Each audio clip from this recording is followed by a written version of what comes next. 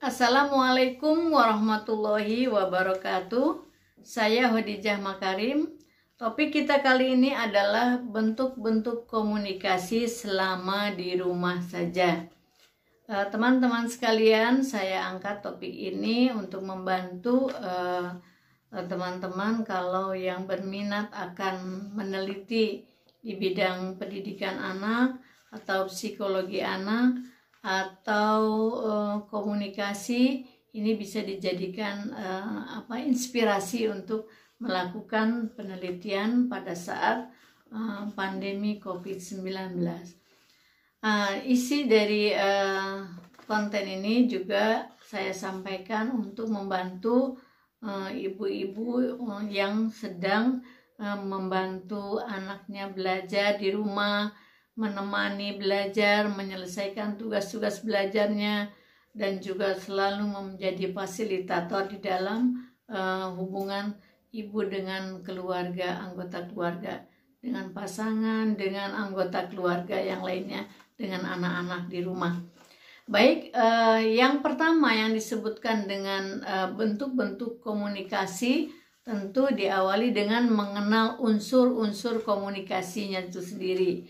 Unsur-unsur komunikasi yang pertama adalah tentu harus ada sumber atau komunikator dan ada komunikan atau penerima.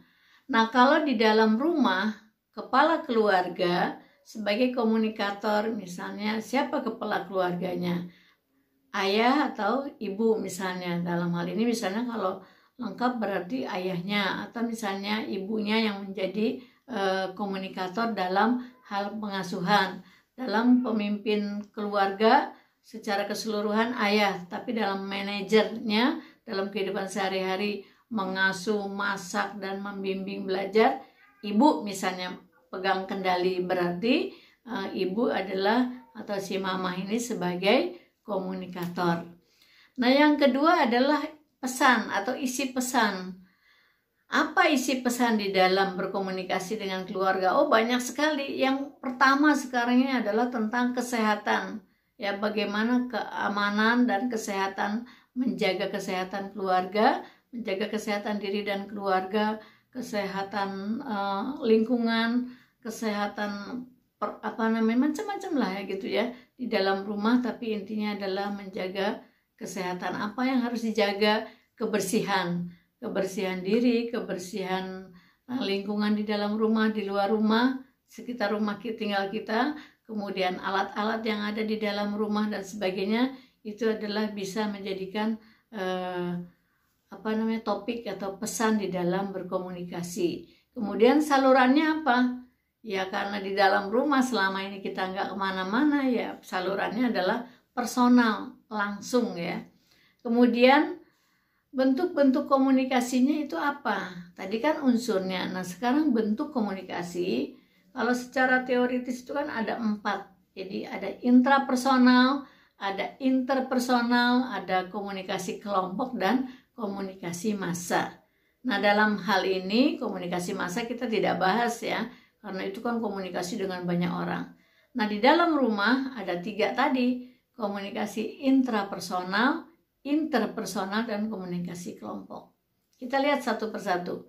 Komunikasi intrapersonal adalah komunikasi yang berlangsung dengan diri sendiri. Misalnya kita berpikir bangun tidur misalnya saya misalnya duduk, atau seorang anak duduk, apa ya yang mau dikerjain sekarang? Jam sekian harus online bersama guru misalnya. Terus sebelumnya mau ngapain dulu ya? Aduh, gimana? Macam-macam lah. Lalu ibu rumah tangga misalnya pagi-pagi buka kulkas, kemudian dalam pikirannya berpikir dan bicara sendiri, masak apa ya hari ini? Ada ini bahannya. Enaknya ini diapain ya gitu. Nah, jadi itu yang dimaksud contoh-contoh intrapersonal. Segala sesuatu yang kita pikirkan lalu kita bicara dengan diri sendiri, itu intrapersonal. Maaf ya, dalam hal ini bicara sendiri bukan berarti bicara dalam arti orang-orang yang mengalami gangguan jiwa, bukan itu. Jadi ini untuk yang sehat, kemudian kita sedang bicara pada diri sendiri, apa yang akan kita lakukan hari ini, apa yang kita pikirkan, apa yang kita rasakan. Kita berdialog dengan diri sendiri dalam hati, itu adalah contoh intrapersonal. Kemudian yang kedua, interpersonal. Ibu bicara dengan anak-anak dengan misalnya ada kakaknya, ada adiknya, atau ada asisten rumah tangga, atau siapa yang ada di rumah itu, interpersonal ya, satu-satu ya. Jadi tidak berkelompok, jadi interpersonal.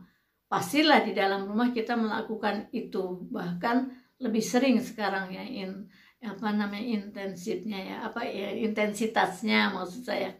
Kemudian yang ketiga adalah komunikasi kelompok.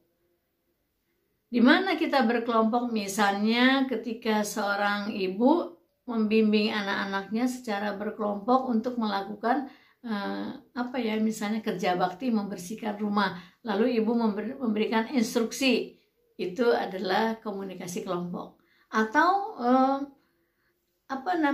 di dalam situasi yang lain, misalnya ada yang menjadi ada yang jadi komunikator, kumpul bareng-bareng di dalam rumah, siapa yang berbicara menjadi sumber, siapa yang penerima gitu ya, bisa berbalik-balik ya. Kemudian yang berikutnya adalah bentuk komunikasi yang dalam pelaksanaannya adalah ada verbal dan non-verbal. Verbal artinya kata-kata.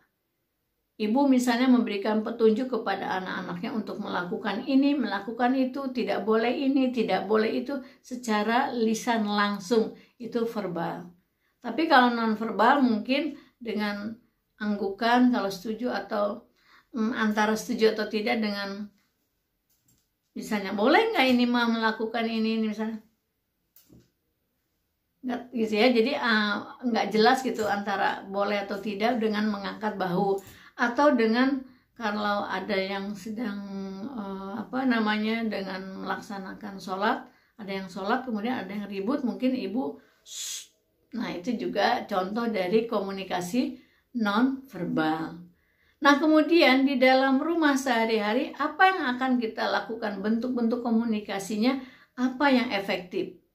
Nah biasanya adalah kalau dengan anggota keluarga adalah interpersonal dan kelompok. Usahakan juga jangan biarkan anak-anak selalu berada di dalam rumah, di dalam kamar masing-masing, berlama-lama di kamar sendiri-sendiri tanpa ada komunikasi kelompok. Satu saat ajak mereka keluar dari kamarnya, kemudian ngobrol.